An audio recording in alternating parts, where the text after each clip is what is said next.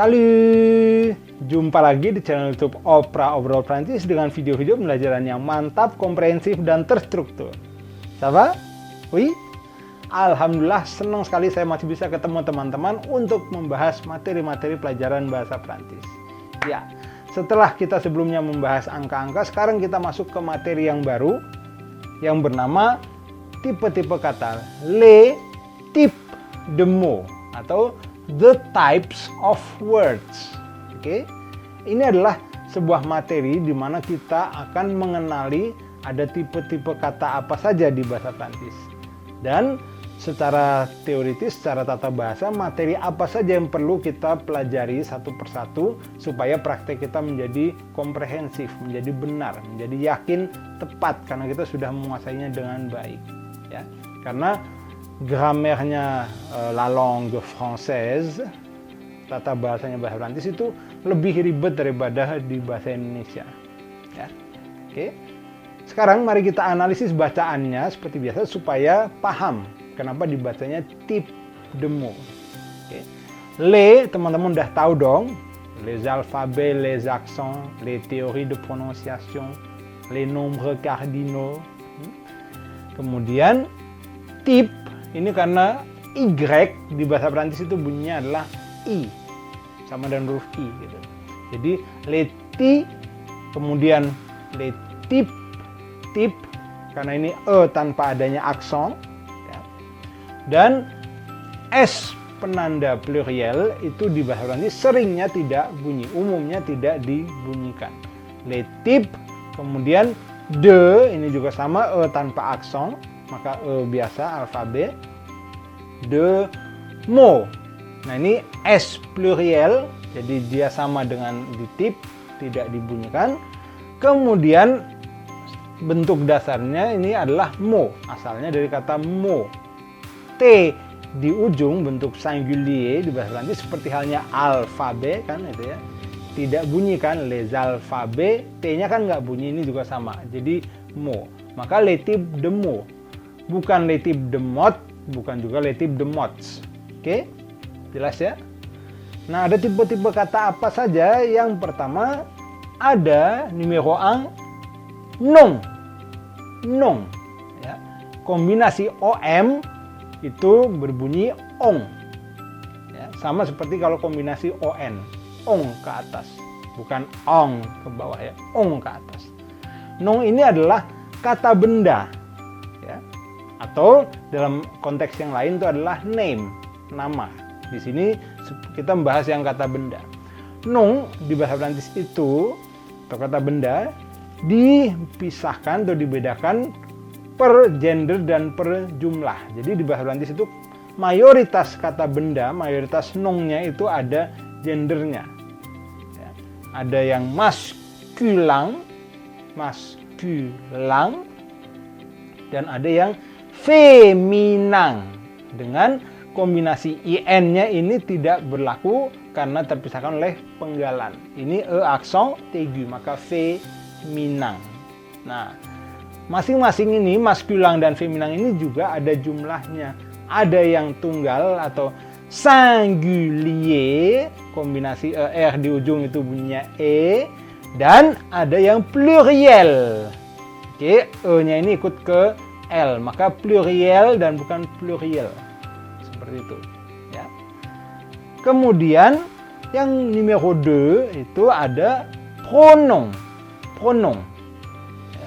Dengan kombinasi on-nya ini tidak berlaku ong karena terpisahkan oleh penggalan. Pronom. Pronom atau pronoun di bahasa Inggris. Nah, ini ada yang namanya pronom demonstratif. Pronom demonstratif. Ada pronom possessif. Ada pronom personnel. Ada pronom tonik dan ada pronom relatif. Oke. Pronom atau kata subjek atau kata orang yang bentuk demonstratif ini adalah untuk menunjuk orang ini, orang itu. Orang-orang yang ini, orang-orang yang itu. Jadi merujuk ke kelompok orang atau satu orang. Pronom yang posesif ini adalah kepemilikan. pronoun untuk kepemilikan. Contohnya kalau di bahasa Inggris adalah mine, yours. Ya. This car is mine. Mobil ini adalah punyaku. Seperti itu. Pronoun personel ini adalah kata subjek, yaitu I, he, she, we. Oke. Sedangkan yang pronoun tonik ini lihat kombinasi on-nya tidak berlaku, terpisah penggalan. Di sini u-nya tidak dibunyikan seperti halnya quatre langsung tu a. Oke. Sedangkan yang ini adalah r dan tidak sama dan ini e karena dia di dalam, e-nya ikut ke r-nya. Bedanya si tonik dari personel ini adalah kalau yang ini adalah me. Ya. Tadi kalau yang personel I, ini yang me. You give to me, bukan you give to I. Jelas ya perbedaannya. Kemudian yang pronoun relatif, tidak ada aksen, relatif. Ini adalah kata penghubung yang. Dia adalah orang yang tadi menulis di papan tulis. Yang, kata penghubung yang. Tapi pronoun relatif ini walaupun artinya yang, di bahasa Prancis itu ada lebih dari satu pronoun relatif. Ada berbagai pronoun relatif. Nah, teman-teman harus mempelajari materi ini pada babnya tersendiri supaya teman-teman tahu kapan menggunakan pronoun relatif yang ini, kapan menggunakan yang itu gitu. Jadi prakteknya nggak salah-salah, nggak ketukar-tukar pronoun relatifnya karena ada lebih dari satu. Itu gambarannya untuk teman-teman sekalian. Nah, berikutnya numero 3 ini ada yang namanya adjektif. Adjektif. Adjektif dan bukan adjektif ya. Kenapa? Karena kombinasi DJ di bahasa Prancis itu, masih ingat video pelajaran alfabet J? Nah, kombinasi DJ inilah yang berbunyi J di bahasa Prancis ya. Jadi adjektif dengan e-nya ikut ke bunyi ke dari C, maka adjektif dan bukan adjektif ya. Adjektif. Adjektif ini sama seperti halnya yang pronoun tadi, ada yang demonstratifnya dan juga ada yang posesifnya. Nah, kalau yang demonstratifnya ini adalah this car. Tuh, ya. Kemudian yang posesifnya bedanya dengan yang pronoun ini adalah my. Kalau tadi mine, ini my. Kebayang ya? Seperti itu. Nah, bicara tentang adjektif, tidak lepas dari yang namanya akor gramatikal. Karena di bahasa Prancis itu hampir selalu ada akor gramatikal yang perlu kita lakukan. Akor gramatikal adalah penyesuaian tata bahasa, menyesuaikan dengan gender dan jumlah katanya. Tadi kita sudah mengenal ada yang namanya maskulin, ada yang feminan, dan masing-masing ada bentuk singulier dan plurielnya. Jadi totalnya bisa ada 4 macam bentuk. Nah, perbedaannya dengan di bahasa Inggris ini lebih ribet. Karena kalau di bahasa Inggris adjektifnya tidak pernah berubah. Hanya kata bendanya saja, hanya nongnya saja yang jadi pluriel. Kalau di bahasa Prancis, adjektifnya pun harus dirubah, ikut-ikutan menyesuaikan menjadi pluriel juga. Maka satu kata adjektif itu bisa ada bentuk maskulin singuliernya, feminin singuliernya, maskulin plurielnya, dan feminin plurielnya. Kata bendanya, nongnya pun begitu. Bisa beda gitu. Maka lebih ribet kan?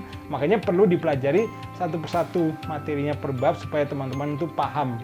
Jadi prakteknya benar, tidak ngawur, tidak asal-asalan. Karena memang grammar ini sering kali menjadi musuh atau menjadi tantangan tersulit bagi pembelajar bahasa Prancis.